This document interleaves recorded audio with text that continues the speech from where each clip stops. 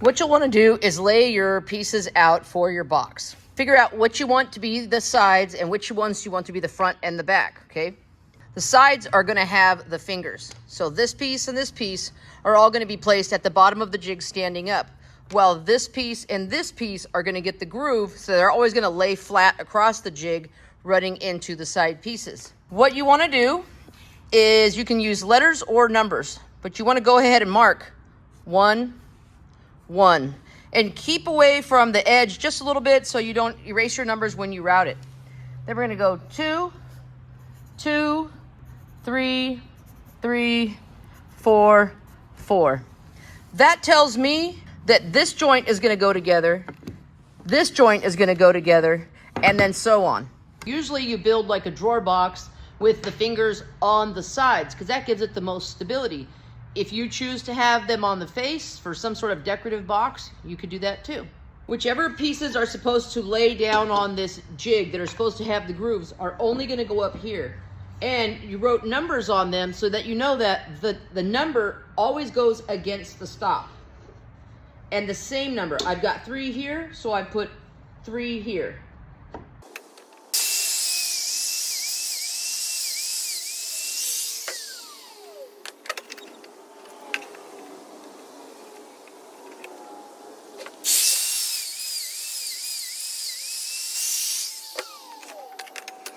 We've got all of our pieces routed. Now we can assemble it.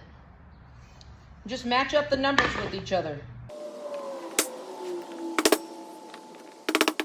There it is. We have a box. All of the joints are flush. Everything's deep enough. It's going to be tight. There's one thing left to do. Now that I have all the dovetails made, what I want to do is make a dado in the bottom where I put my numbers so that I can inset a bottom. Something important to remember when you make these dados is make sure that they do not dip into this area here. If they dip into that or they're deeper than that, you'll be able to see them from the outside. Set your saw fence so there's a 1/2 inch of space between the saw fence and the blade. And then always run a test piece.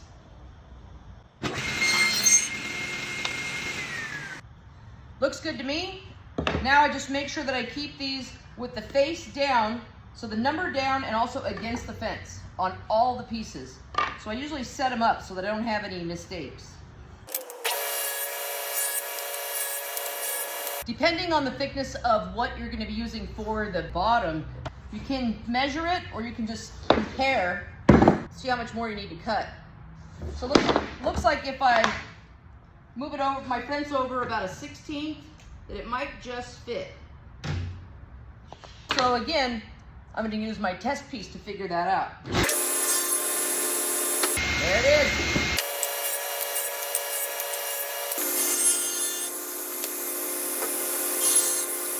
An easy way to figure out the size of the bottom that you need to put into the dados that you just made is to fully assemble the box, okay?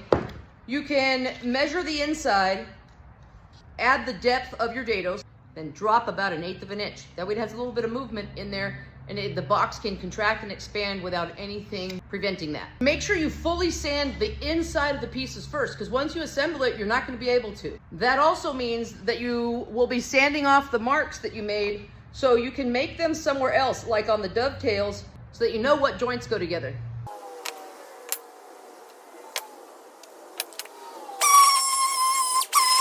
Now this is the perfect time to grab my non-slip surface. If you don't have one already, you can make one. I do have a video on that. It just goes right in place. Now I can hold all the pieces that I need to sand down.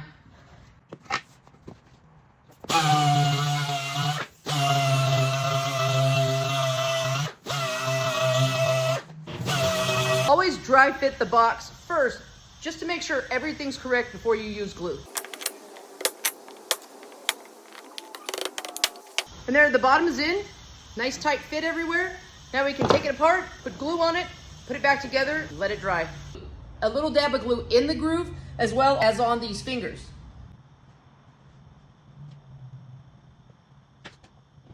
Make sure you don't put glue in the groove to glue the bottom in. We'll hot glue that on the underside of the box after the drawer is all built. The reason is that these pieces of wood are going to contract and expand at different ratios than a piece of man-made plywood.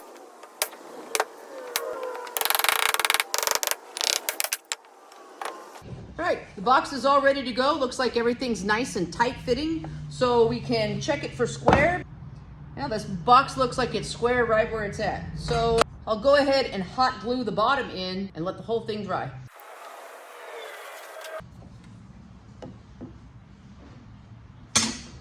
Now it's all dry and ready to be sanded and finished.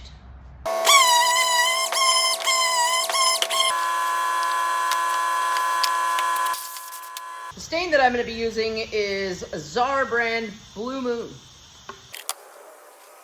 You can usually apply stain with a rag or a brush. If you have trouble getting into some corners, that would be the time to use a brush.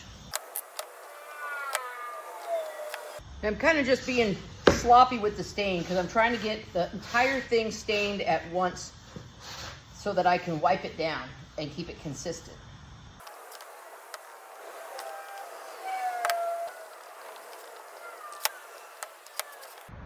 I'll wait for that to dry and put a clear coat on it, but there you go. You guys can make these at home too. Once you get the dovetail jigs set up, then you can just leave it there and do all types of other boxes. And the good thing about dovetails, you don't have to use fasteners. Just glue and the joint itself holds together for a lifetime.